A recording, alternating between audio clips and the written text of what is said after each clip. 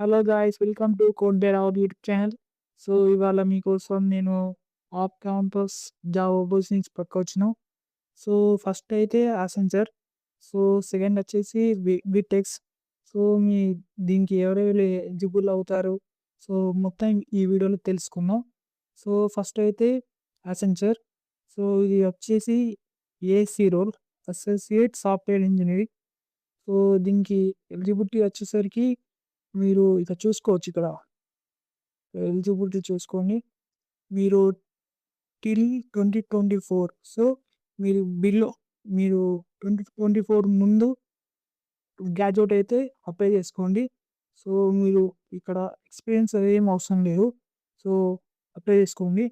ఇక్కడ ప్రాసెస్ చూడండి. ఫస్ట్ మీకు ఒక వీళ్ళకి ఒక వెబ్సైట్ ఉంటుంది.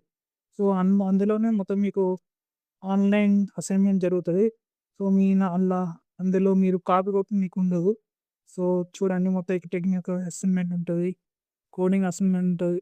సో ఇవన్నీ క్లియర్ చేసినాక మీకు ఇంటర్వ్యూకి లింక్ పంపిస్తారు. సో అక్కడ మీరు అటెండ్ కావచ్చు.